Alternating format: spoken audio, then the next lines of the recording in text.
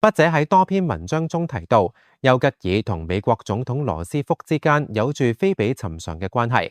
佢哋喺第二次世界大戰中互相扶持，帶領世界抵抗納粹主義，最終使世界恢復和平。然而，丘吉爾同羅斯福真係自由嗎？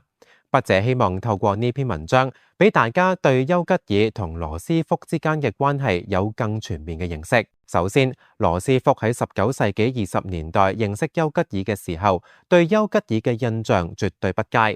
佢曾經對身邊嘅人表示，丘吉爾嘅傲慢同自大讓佢十分反感。由此可見，丘吉爾同羅斯福嘅關係起初並唔融洽。兩人關係嘅轉捩點發生喺第二次世界大戰爆發前期。當時美國奉行孤立政策，國民普遍唔願參與歐洲同亞洲嘅戰爭。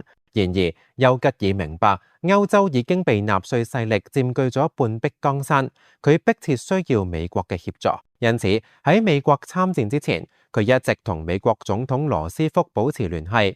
當時佢嘅態度謙卑而誠懇。羅斯福喺同他人交談中提到，第二次世界大戰期間，佢所認識嘅丘吉爾比20年前嘅丘吉爾更加謙遜同成熟。跟住落嚟嘅問題係，丘吉爾對羅斯福嘅態度轉變係因為佢真係成長咗，定係因為佢有求於羅斯福而故意裝出嚟嘅呢？筆者認為呢兩種因素皆有。丘吉爾曾經講過，世界上冇永遠嘅朋友，亦都冇永遠嘅敵人，永遠嘅只有利益。佢明白喺第二次世界大戰中，若果冇美國嘅協助，英國無法獨力取勝。因此，即使唔情願，佢亦必須向美國示好。畢竟當時美國係世界上最強大嘅國家。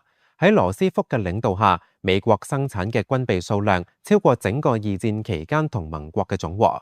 因此，丘吉爾為咗國家利益而討好羅斯福係無可厚非嘅。然而，筆者認為唔能夠僅憑利益關係嚟判斷丘吉爾同羅斯福之間係咪存在真正嘅友誼。大家須知道，早喺二戰爆發之前，丘吉爾當時仲只係一位海軍大臣，而羅斯福已經利用個人名義同丘吉爾以書信方式溝通，並且表示，如果你同首相張伯倫認為有啲乜嘢事情應該俾我知道，請隨時聯繫我。